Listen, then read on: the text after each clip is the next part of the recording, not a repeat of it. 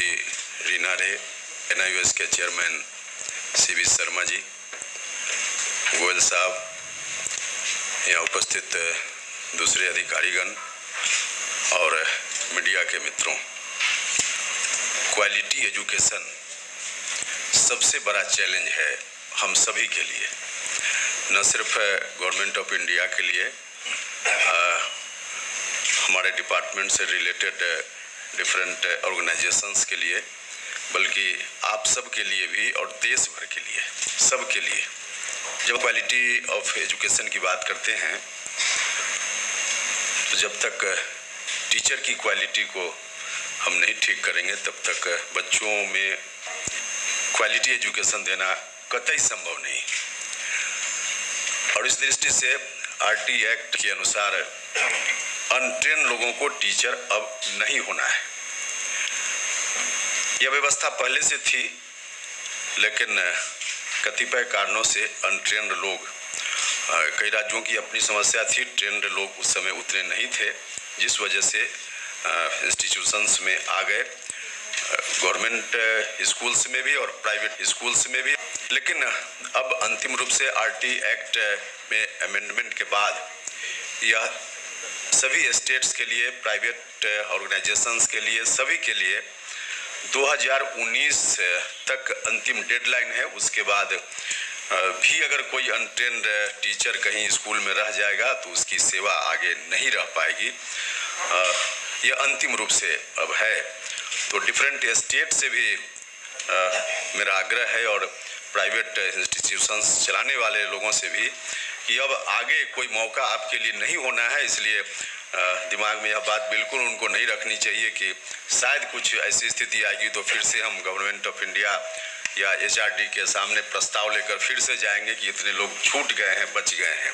अब ऐसी स्थिति दोबारा नहीं आ सकती है, इसलिए सब लोगों को सचेत होना चाहिए। और मुझको लगता है लोग सचेत हुए भी हैं, तभी तो 15 लाख रजिस्ट्रेशन हुआ है, तो इतना रजिस्ट्रेशन हुआ है प्राइवेट स्कूल। तो मुझको लगता है कि अब इसके बाद कोई अनट्रेन्ड कोई नहीं रह जाएगा।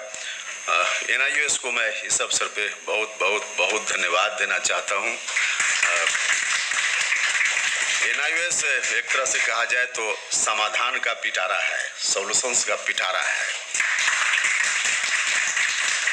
एक चैलेंज यह भी था, इतने लोगों को इन सर्विस ट्रेनिंग कैसे, जब हमने डेडलाइन फिक्स किया कि 2019 के बाद बिल्कुल नहीं अनट्रेन्ड की कोई गुंजाइश होगी, तो कैसे इनको ट्रेनिंग दिलाई जाए। स्टेट्स के पास इतना इंफ्रास्ट्रक्चर नहीं था और कहीं और जगह से शायद संभव नहीं था। NIOS ने अपने ऊपर लिया और बहुत ही बिल्कुल डेडलाइन जो निर्धारित है RT एक्ट के हिसाब से 2019 तब तक इन्होंने तय किया है।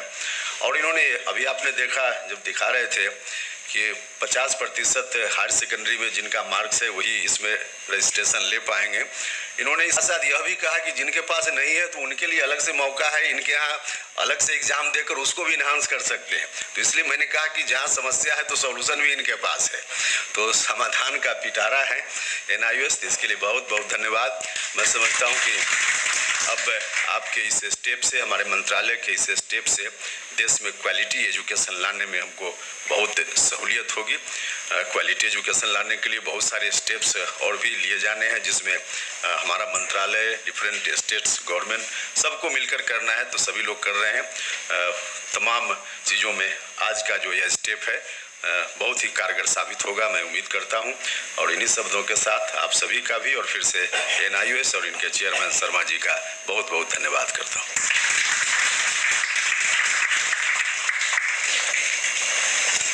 धन्यवाद महोदय। माननीय मंत्री महोदय श्री प्रकाश जावड़ेकर जी इस ऐतिहासिक मुहिम के प्रवर्तक हैं। मानव संसाधन विकास मंत्री के रूप में आपकी दूरदृष्टि, अदम्य संकल्प शक्ति और वैचारिक गांधीर्य का ही यह परिणाम है कि देश के भविष्य निर्माता अर्थात शिक्षक और अधिक योग्य बनकर हमारे विद्यार्थियों को गुणवत्तापूर्ण शिक्षा दे पाएंगे। इन्हीं शब्दों के साथ मैं आमंत्रित करती हूँ माननीय केंद्रीय मानव संसाधन विकास मंत्री श्री प्रकाश जावड़ेकर जी को।